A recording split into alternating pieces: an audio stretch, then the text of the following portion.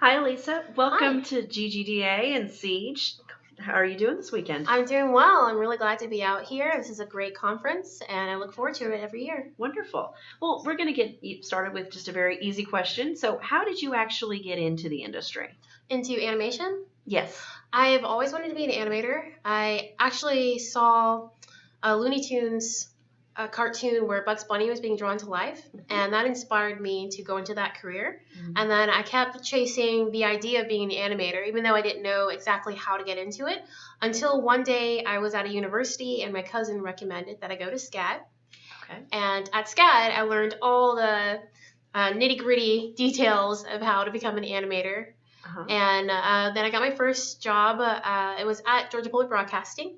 Uh-huh. And then afterwards, I ended up working at where I was most noted for at Floyd County Productions. Fantastic. Fantastic. And were there any, good, experiences that you had that you were able to bring from each position, each job?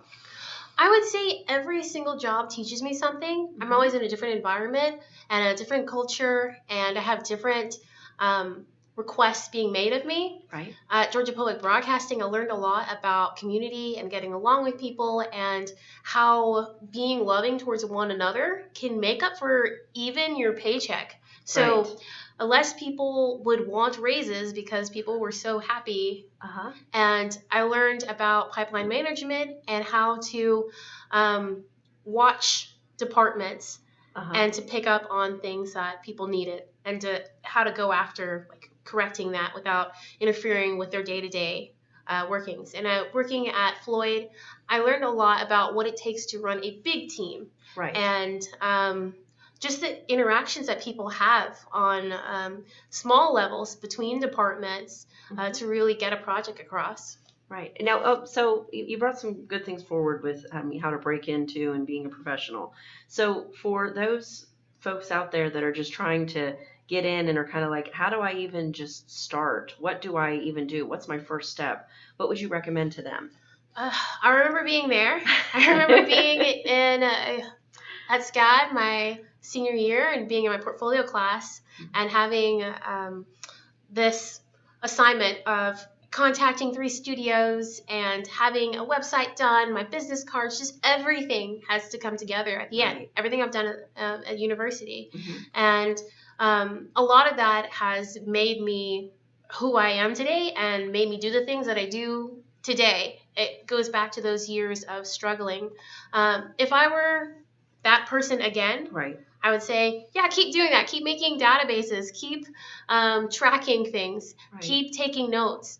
I met up with a person at SCAD. Her name is Julie Gardner. Go ahead and Uh-huh. plug Julie. She's Go, amazing. Julie. Julie Gardner is amazing. She taught me so many skills. She's been through 6 recessions, at least 6 when I knew her. Right. Now 7 from the latest one. Right. Right. But she taught me you always have to make your own way, and if you ever think that you're not working for yourself, you're fooling yourself. She taught me social skills. I was very awkward. She taught me about how to actively listen and to get people to be more interested in what you're doing without having to put as much effort forth. Yes. Those kind of mentorships throughout my life has really helped. And I would say if you're starting out, you need to find people like that. People Right. who are way better than you. Find your connection Exactly. in that way. And then, cater to those people. Right, exactly. Kiss their butts and say, hey, please, will you help me? I'll do anything. Because help from them, it will save you so much time and struggles. Right. Now, and I'll kind of, this is kind of a more probably a leading question, but for those that are in the industry and, is there anything that you can like kind of, colleague to colleague be able to say, this is something that, I've maybe recently experienced and I'm really, it took me by surprise and I really learned from it. I'll take a note from the presentation, the keynote presentation I just watched. Right. And it was about leadership, and it made me reflect on the way that I lead my own company and some things I need to change in myself as I grow and become better in that. I'll say that when you're working in a studio, as someone who is already employed, it's really easy to get lost in your own world. Yes. And to think that only thing that matters is what you want to do and where you're going to go. But if you don't think about the big picture and long term, where you're going to be 20, 30, 40 years from now, then that's a huge mistake. and that you should start building your team now. Even though you don't plan on making a studio today or tomorrow or the next few years, Right. you should be considering what names you're going to do, what things that you're good at, who can you get involved, how can you manage something. So taking on leadership positions, if it's not at your work, then in your life or maybe in your community is a good idea for you to start doing now. Right. Now, I was going to say that leads me right into, it was perfect being able to talk about my animation life. So can you tell me, how did you get that started? How, what does it mean to work with your team? I mean, we obviously know it's a team effort. So what does that look like every day? So my animation life got started out of the struggles of my senior year at SCAD. Right. I have a big thank you to give to SCAD and my portfolio class. Shout out to SCAD. Shout out to Savannah College of Art and Design for really showing me what I could be good at. When I was in school, there's like the skill range of people who are in the industry who are just in university to get a piece of paper, right, and people who know nothing but are good enough just to get in. Right. And then I felt somewhere in here. I had found out some program. I learned how to use some of the programs. I learned how to do basic animation. So I wasn't at the bottom where I'm just barely skating by, but I certainly wasn't at the top where I could say I could rely heavily on my portfolio just to get into a company. When you're in a commercial university, a lot of times you're being prepared to work for others. Yes. And so I worked really hard at making sure my work was good enough so someone else could approve it. Unfortunately, I did not know a lot of people to approve this work. Right. I also didn't know how to get people to approve me as a human being. So it took a lot of time to figure that out. And as I went along the way, I kept track of it. I kept good notes. I kept a database of all the studios that I had heard about. And then I decided to seek out other studios and to make it on a map. It was so difficult for me to figure out where I could get a job, how to get a job, who I should be talking to, how I should be talking to them, how I should be hanging out with them, or where I should be hanging out with them.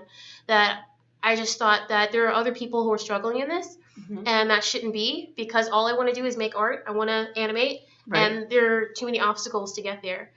So when I started making my animation life, it was really just putting together all the notes and databases that I had created and then giving it to people and letting them tell me where they wanted it to go. And finding their story, right? So I guess the next question would be, what is next in the story of Allyssa Lewis? Of my life? I really want to get it together. I recently turned 30. I know. Happy birthday, by the way. Thank you. It was very recent. And everyone told me that I would get this new adult brain and be focused. And I doubted them because I felt like I haven't been perfect, but I've been fairly focused throughout my life. But now I do see it. I'm at this conference, Siege, which is amazing. I just heard that amazing keynote speaker who talked about leadership. I am thinking about myself and my actions and how I can improve and all these books I want to do, and I got a new calendar. So the next... You're going to be busy. I know. The next step for me is to get more organized and to delegate more. A lot of That's great advice. What I've done for my animation life has been a lot of me with my hands in it, and I would like to become more trusting and to become a better trainer, a better teacher, a better mentor to other people so that they can... carry the mantle or go forth with it. And I'd like to work on the organization of it. And I want to do this not just in my company, but for my life. To figure out where maybe I'm doing too much and not the best at it, and I could allow someone else to do it better with finding ease. Your real true balance. Your true balance. Well, so we know obviously the theme of this conference is building your skill tree, and you've given us some great examples today. But we're going to go out with something a little fun.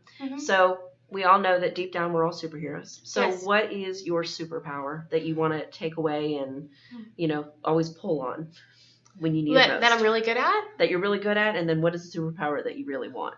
Okay, I'm really good at being thorough. I will check all the details. I'll have tons of lists and boxes. So if there's something that needs to be organized, I will make sure that it is done to the T. Unfortunately, there is an Achilles heel to that because perfectionism is, it's like the antithesis to production. Right. So when you're a perfectionist, you hurt production. Yes. You hurt it being done on time. So what I would like to do is become better at making snap judgments and moving a lot faster in execution. Right. Fantastic. Thank you. I appreciate it. Thank you for joining us today. Thank you for having me. Wonderful.